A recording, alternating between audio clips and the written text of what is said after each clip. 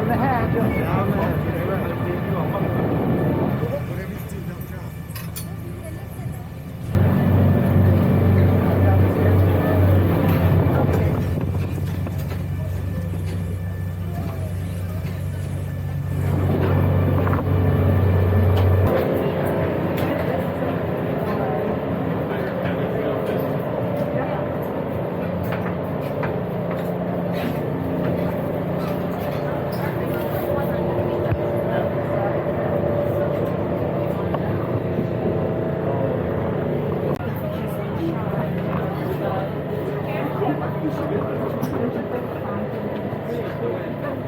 So while you do that, you want to go ahead and take a look at your phones. You'll see that you have no more cell service. VHF radio waves do not penetrate that water. So only if you're looking at saving a little bit of battery, go ahead and switch that phone into submarine mode if you got it. You don't got submarine mode, airplane mode, go to flight. Again, open area, there's actually a great keep an eye looking out in the distance for some of our predators. This is where they love to hang out, these open waters. Coming into view here, we're going to see our first set of artificial reefs on both sides. These are going to be our Hawaiian Pyramids. They were built first by the students and faculty at University of Hawaii at Manoa back in 1989. And they were actually experiments. We wanted to see how well coral would react with concrete. These guys made concrete and some PVC piping. And as you can see, not too much coral on there. That's mostly because it's due to the level of acidity in that concrete. But regardless of that, it does make really good little fish apartments, and it really starts increasing the life down here. You see they're a little bit broken up, but that's mostly from our training pilots that keep running into them. And of course, I'm just messing with you, kind of. Mostly it's just from the amount of surge we have down here. You can imagine concrete kind of breaking up, being down here for about 35 years or so, right around there. So it is kind of broken up over time, but the fish still love it. They don't seem to mind.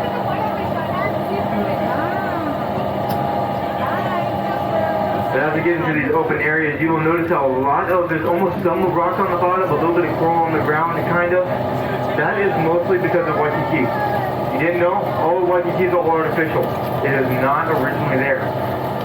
All it was originally swamp and marshland, and from the Ala Moana Boulevard up, that was not there. So Waikiki Beach, fake. All that sand was being imported from beaches all over the island, as well as other sister islands, Maui, Big Island, Molokai Island, and then also from Long Beach and Los Angeles and California. So all that sand that was not supposed to be there started getting washed out, covering up the reef that was out here. So with us bringing back down these artificials, they brought back to life about, no joke, 3,000%. Back to life. We're starting on my port side, left side over here. We're going to be seeing another reef. And don't worry guys, we're going to be seeing another reef over here in just a second, but then we're going to be doing a 180-degree turn so everybody can see everything. These reefs are Japanese reefs. Call them that because they're made by the Osaka Chemical Corporation in Osaka, Japan. And they're originally made for cultivating seaweed, edible seaweed. So the guys have some spam musubi later, sushi, has some seaweed on it, and most likely it came from a structure just like this from Japan. They have thousands and thousands of these off the coast. No, so you're not going to see any seaweed out here because the water's a little bit too warm, a little bit too salty. Even try to come up and challenge us up. So you see one of them coming up to the submarine, they are not trying to say hello, they're fighting us. But starboard side, you guys are seeing my favorite reef now, right over here. This is going to be the Opono Ridgeline, the Ridge of Life. You kind of see it goes kind of right uphill, just like a hill. That is going to be all an ancient lava flow. It happened right around 20 to 40,000 years ago. This is becoming Oahu. It is incredible. All the cool mountain range you guys see right behind Waikiki, all the east coast, that is this mountain right here. Kind of as we go down later, you'll be able to see where the lava stops and sand begins. But this guy, Opono, meaning the Ridge of Life.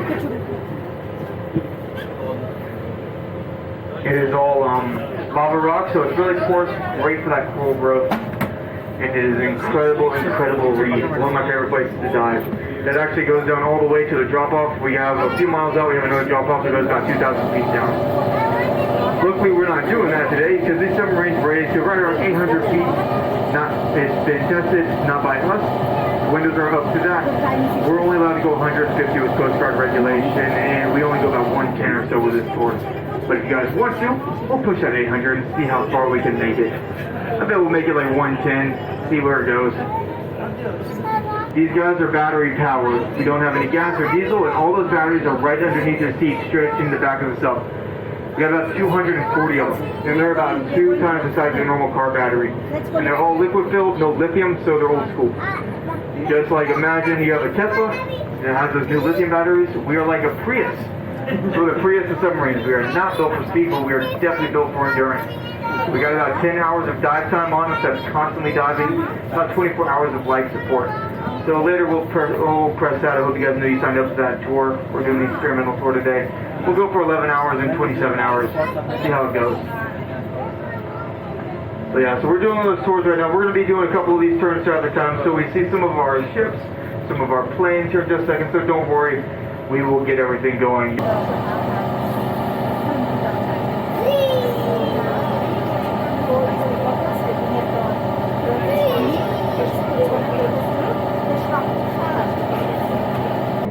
Got some Dory's cousins, little triggerfish swimming up right next to us. Probably trying to eat the algae on the side of the sub.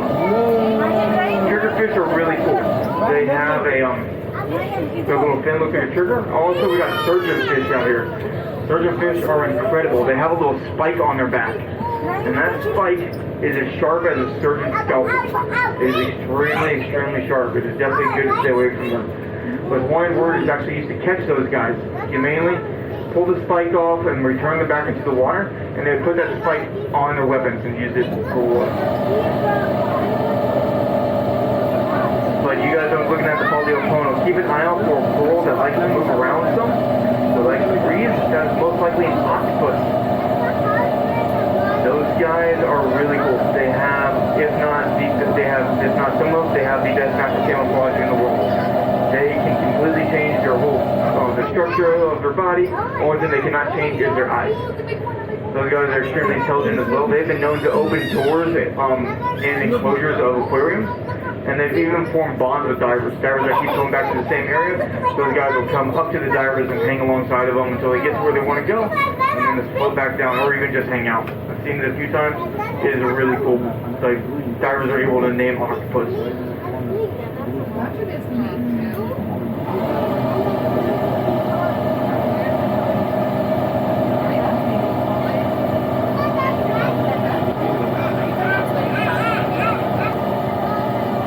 The next thing that we're going to be seeing, just a little bit, are Mitsubishi YS-11 twin turboprop airplanes. First, we're going to see them on the starboard side, and then a couple minutes later, we're going to see one same type of plane on the port side. Those guys were inter-island airliners. They belonged to somebody called Mississippi. They went on sale right around the late 80s or so. They went bankrupt, and so looking to lower their losses a little bit, we bought them from them. They sold it to us, which we actually submerged in 60 feet of water. We're not at 60 feet anymore. 92 Hurricane and Nikki rolled through, ripping up those planes. 20 to 40 foot surface waves, 6 to 100 mile an hour winds. You can imagine the surge down here was incredibly strong. They picked those planes up from their moorings, ripped them from their anchorage, and tossed them down here to 110 feet. These guys were intact at one point, so much so that you could sit in the pilot seat, sit in the passenger seat, anything you wanted. I highly implore you, once you're done, get on Google, search up the Mitsubishi YS-11, see what they look like then compared to what you do now. All that we got left is a little bit of the engine, some of the fuselage, and most of the wings, but as you can see, they're still completely torn apart. Parts of the planes completely scattered down here. And unspotted it out as we can, folks, but hopefully we'll see him a little bit later. They like to move around some. But underneath the wings, so since that guy's there, we don't have our Lua there right now, but they will be coming back to chase him off. Those are those, they start getting a little bit older here, a little bit more mature. Those guys will get about like 20 pounds right now, 20, 30 pounds, and then they, those guys can get big. You can't eat them and they're older, as they get older, but they're more like trophy fishing. But those guys get so aggressive that they will even take on divers. We have heard of divers that have had those fish ram into their sides, breaking ribs. They have even schooled up and taken on tiger sharks in one. About the past 10 years, it's not causing any damage to us, but it is actually a favorite snack of our Hawaiian green sea turtle, and it becomes sand. It calcifies once it dies off, and becomes a big contributor of our beautiful white sand out here in Hawaii. Also, it's really cool because there's only one cell. It's a one-celled organism and not multiple.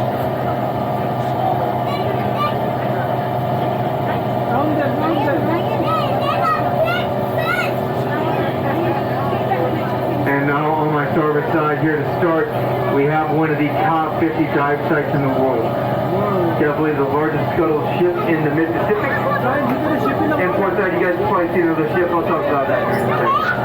But this is going to be on your starboard side, the YO-257. Yard Oiler 257, U.S. Navy ship. Commissioned back in 1944, put to sea in 45.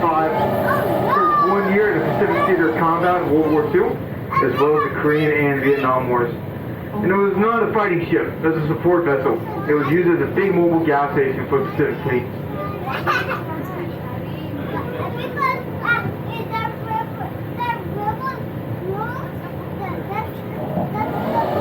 On port side, you guys are in a luck. Look at this beautiful spotted eagle ray right over here.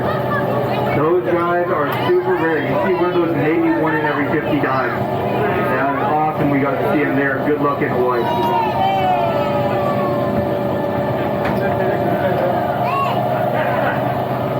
Port side, you guys are getting all the favors today. Starboard side, we promise we'll get you guys some good stuff. But it's really cool. The YO was a support vessel, like I mentioned. So after the Vietnam War sat in Guam for about 10-15 years or so, being used for training. When the Navy decided they were done with it and they wanted to use it as target practice for torpedo runs, bombing runs out in deep water. So they also put it up for auction and rebought it. Bought it for $35,000, not too bad, but then we had to put about $350,000 into it getting ready to sink. That includes stripping all the oil, the paint, the gas, anything that could cause a man-made disaster, we wanted out of that boat. We wanted it to be as natural as possible, almost as if it wasn't even a ship at all. It was just a little bit of metal. But as you saw, there's a lot of coral that started to grow on it, and it is in really good shape right now. And as we go by it, you'll notice a lot of squares kind of cut into the side of it. Cool things, those were not done by the Navy, those were done by us. That was in that preparation for sinking. Those are air vents. So when a ship goes down, either it is damaged, it's sunken by accident, or it's sunken on purpose, air is going to get trapped. That's just how it works. Water is going to fill one side, air is going to get rushed somewhere else. Think about a boat that did that, the RMS Titanic. Front of the ship sustained all the damage, started filling the water, started sinking below the surface, while the back end had all the air traps, started lifting out of the water.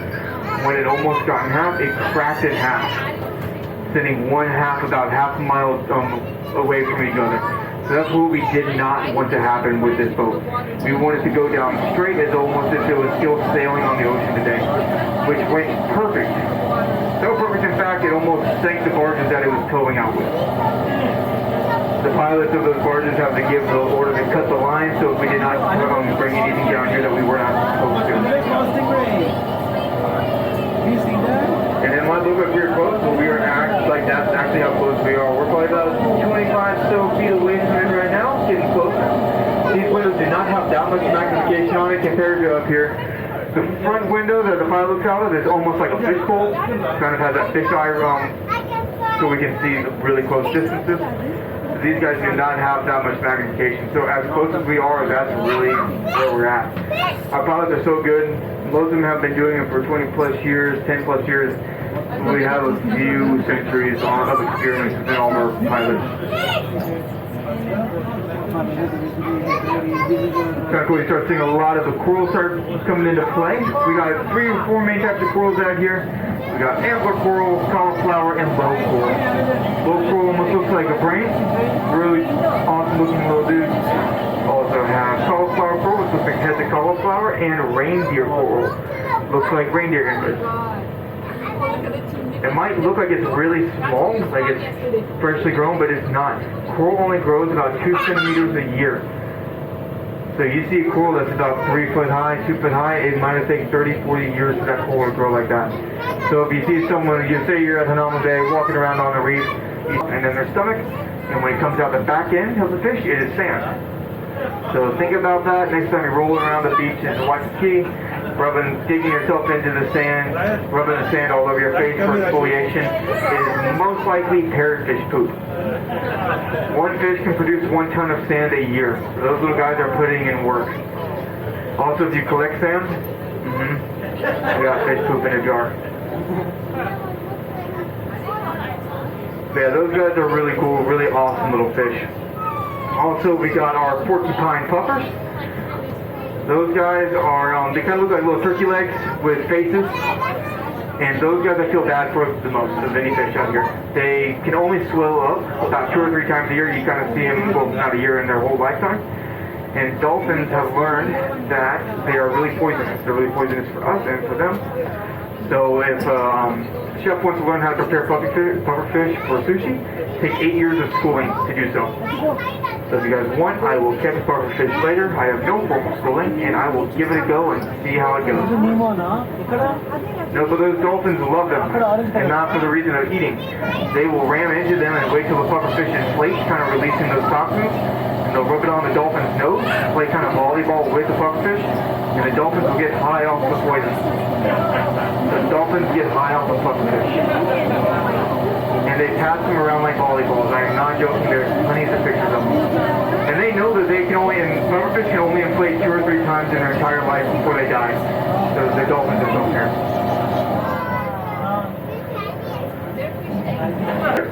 And it was right around 1979. It was sailing a couple hundred miles off the south coast of Big Island when the engine caught fire. That thing raged so hot that they used all their fire suppression systems, everything they had. Nothing was working to put those flames out. But luckily they were also being used as cargo transport, and they were carrying about 400 gallons of teriyaki sauce and soy sauce. So someone got the bright idea, let's pour it on a fire. And it worked. They put the flames out. So at home, eat right next to your fire extinguisher, teriyaki sauce and soy sauce. Clearly it works better. I'm just joking. Please do not do that and do not do that. So that worked. It put the flames out, but they did destroy the communications in the process. That's because red is one of the weakest colors that we have, top of the rainbow. And so red should be the first color to go. It loses after about 15 feet of surface. So the moment that I apply artificial light back to the red, bring it back. So if anybody also had any neon on, UV rays work really well down here. So love when someone has like a neon bikini on or anything like that, and you show them it looks like they're under a black light. It is really cool. Same thing with nails. But yeah, so all the light that we have down here is completely natural. We wanted to make sure that we're not implementing anything, of course, besides us and the reefs that's not here. The most vibrant colors that we have down here, as you can see, the whole submarine is blue. It's really shiny. So that's what you're going to see a lot down here, blue and purple.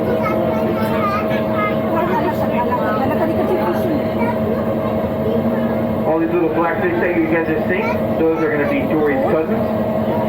We don't got any Dories out here. They are all over in Australia.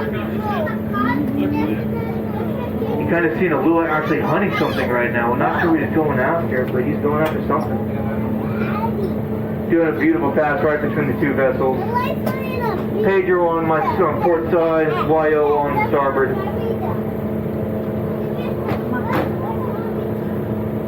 The Pedro, and there's actually a green sea turtle right there coming down on the port side, right at the bow of this ship. She is going, it looks like he was going down the nav.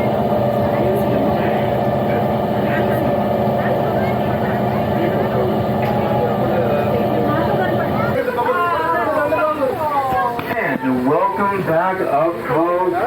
Can I get a big round of applause for my pilot and my co-pilot today? Thank you guys so much. Okay, go ahead and stay seated for me. We're going to get these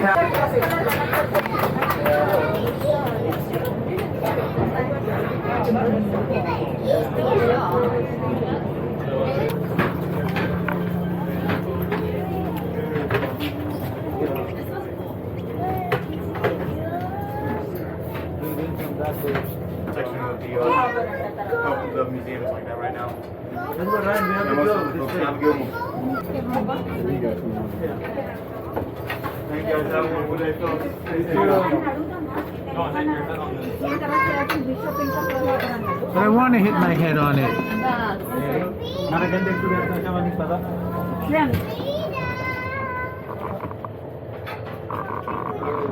That's where the driver sits.